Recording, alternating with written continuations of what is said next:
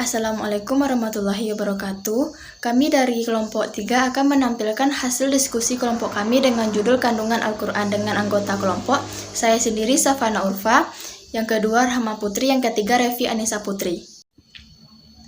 A. Pengertian ayat Al-Quran. Adapun pengertian ayat secara termologis yaitu ayat, ayatun, jamak ayat, ayatun adalah kata dalam bahasa Arab untuk tanda atau keajaiban. Sama dengan bahasa Ibrani od yang berarti tanda. Ayat adalah bagian terkecil yaitu terpendek dari surah yang terdapat dalam Al-Quran. Terdiri atas satu atau sejumlah huruf dan kalimat yang mempunyai arti. Al-Zarqani tahun 338 sampai 339. Menurut Al-Zarqani, ayat merupakan satu kelompok kata yang mempunyai permulaan dan akhir. Berada dalam suatu surah dalam Al-Quran. Ensiklopedia Islam Jilid 1 1993 102. Berdasarkan pengertian ayat di atas, antara pengertian etimologis dan termologis masih memiliki referensi yang kuat. Sebab ayat-ayat Al-Quran itu merupakan mukjizat Nabi Muhammad SAW, merupakan satu tanda atau alamat yang menunjukkan kebenaran kenabian Muhammad SAW.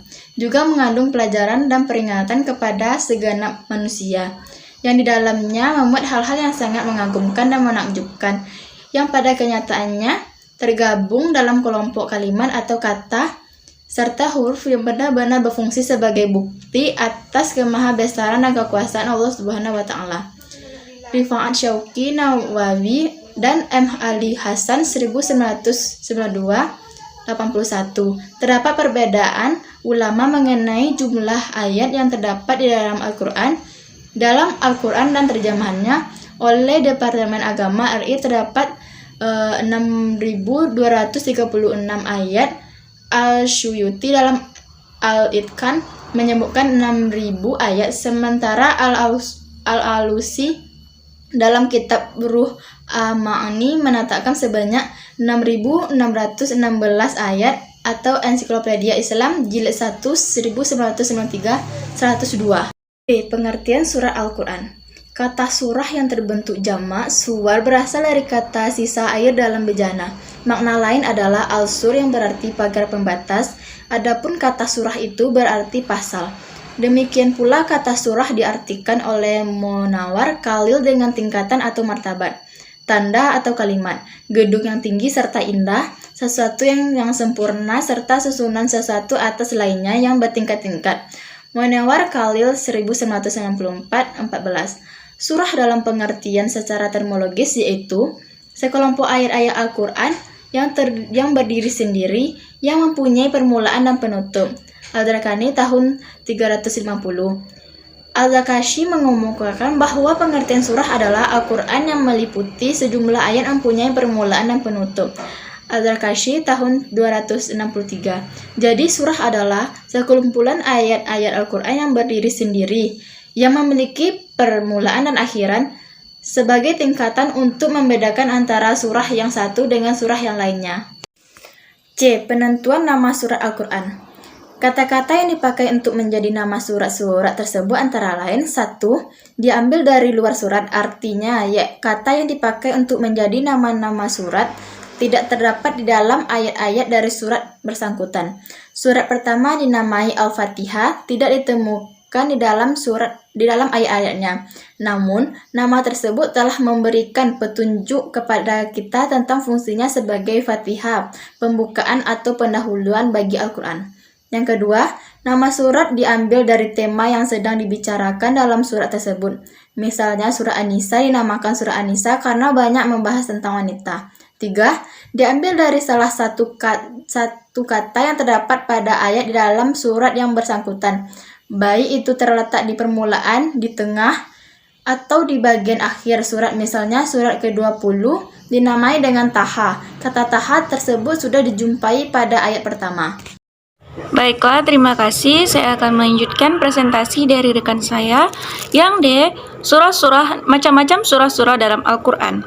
Yang pertama, Al-Fatihah artinya pembuka. Yang kedua, surah Al-Baqarah artinya sapi betina. Yang ketiga, surah Ali Imran artinya keluarga Imran.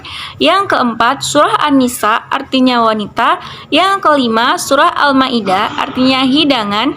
Yang keenam, surah Al-An'am yang artinya hewan ternak. Yang ketujuh, surah Al-A'raf artinya tempat yang tertinggi. Yang kedelapan, surah Al-Anfal artinya harta rampasan perang. Yang kesembilan, surah At-Taubah artinya pengampunan. Yang kesepuluh, surah Yunus artinya Nabi Yunus. Yang kesebelas, surah Hud yang artinya Nabi Hud. Yang ke-12 surah Yusuf artinya Nabi Yusuf. Yang ke-13 surah Ar-Ra'd yang artinya guru. Yang ke-14 Ibrahim yang artinya Nabi Ibrahim. Yang ke-15 surah Al-Hijr yang artinya Gunung Hijir. Yang ke-16 surah An-Nahl yang artinya lebah. Yang ke-17 surah Al-Isra yang artinya perjalanan malam. Yang ke-18 surah Al-Kahfi artinya penghuni-penghuni gua. Yang ke-19 surah Maryam yang artinya Maryam. Yang ke-20 surah Toha yang artinya Toha. Yang ke-21 surah Al-Anbiya artinya nabi-nabi. Yang ke-22 Al-Hajj artinya haji. Yang ke-23 surah Al-Mu'minun yang artinya orang-orang mukmin. Yang ke-24 surah An-Nur artinya cahaya. Yang ke-25 surah Al-Furqan yang artinya pembeda. Yang ke-26 surah Asy-Syu'ara yang artinya penyair. Yang ke-27 surah An-Naml yang artinya semut. Yang ke-28 surah Al-Qasas yang artinya kisah-kisah sampai kepada surah yang ke-114 yaitu surah An-Nas yang artinya manusia. Baiklah, selanjutnya sistematika surah dalam Al-Quran. Dalam hal ini terdapat perbedaan di kalangan ulama. Terdapat 3 versi, yaitu yang pertama, sistematika surah-surah Al-Quran merupakan ijtihad para sahabat. Yang kedua, sistematika surah-surah Al-Quran itu sebagian adalah tauqifi dan sebagian lagi adalah ijtihad sahabat. Yang ketiga, sistematika surah-surah Al-Quran itu adalah tauqifi Nabi. Demikianlah 3 pandangan ulama mengenai sistematika susunan surah-surah Al-Quran, yaitu apakah ia ijtihad atau apakah ia ijtihad, sebagian ijtihad dan sebagian lagi tauqifi, dan ada pula versi yang mengatakan bahwa ia adalah tauqifi Nabi.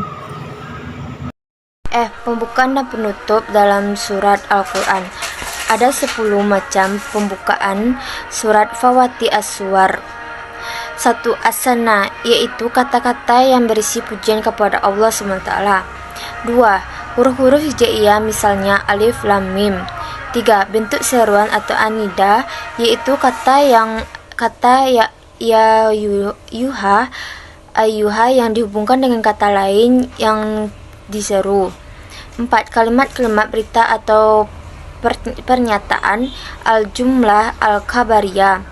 5. Dimulai dengan sumpah al-qasam seperti wal asr. 6. Dimulai dengan kata-kata pengadaian as-syar. 7. Kata yang menunjukkan perintah al-amri. 8. Dimulai dari kata tanya al-istihham seperti amma yatasa'alun. 9. Kata yang menunjukkan doa atau ad-dua seperti wailul lil mutaffifin. 10. Dimulai dengan at-talil, yaitu kata yang menunjukkan arti karena. Penutup surat Khawatim As-Suwar antara lain terdiri dari kata-kata yang menunjukkan 1. Doa seperti pada surat Al-Baqarah. 2. Wasiat seperti pada surat Al-Imran. 3. Pengakuan Tuhan seperti surat Al-Maidah. 4. Janji dan ancaman Allah seperti pada surat Al-An'am. G. Isi kandungan Al-Quran. 1. Akidah. Akidah secara bahasa berarti keyakinan, sedang secara istilah artinya suatu kepercayaan yang harus diyakini dengan sepenuh hati, dinyatakan dengan lisan, dan dihubungkan dengan awal perbuatan. Inti pokok dari akidah adalah tauhid atau keyakinan penuh dan keesaan Allah SWT.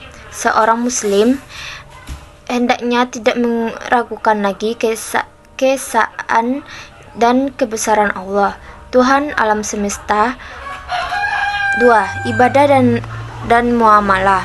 Eksistensi manusia di muka bumi ini tentu karena kuasa Allah SWT. Kuasa Allah sebagai pencipta menjadinya satu-satunya zat yang pantas untuk disembah. 3. Hukum dalam Al-Quran berisikan kaidah-kaidah dan ketentuan-ketentuan dasar serta menyeluruh bagi umat manusia.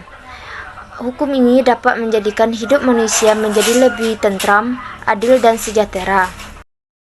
4. Sejarah. Al-Quran mengungkapkan sejarah dan cerita masa lalu untuk dijadikan pelajaran atau ibrah bagi umat Islam. Pelajaran ini bisa menjadikan pedoman untuk menjalani kehidupan agar senantiasa diridhoi Allah SWT. 5. Akhlak. Isi kandungan yang tak kalah penting untuk dijadikan pedoman manusia adalah akhlak. Secara istilah, akhlak adalah sifat yang tertanam dalam jiwa manusia dan muncul secara spontan dalam tingkah laku sehari-hari. 6. Ilmu pengetahuan. Al-Quran banyak mengandung ayat yang mengisyaratkan ilmu pengetahuan sains dan teknologi. Ilmu ini sangat potensial untuk kemudian dikembangkan guna kemaslahatan dan kesejahteraan umat manusia.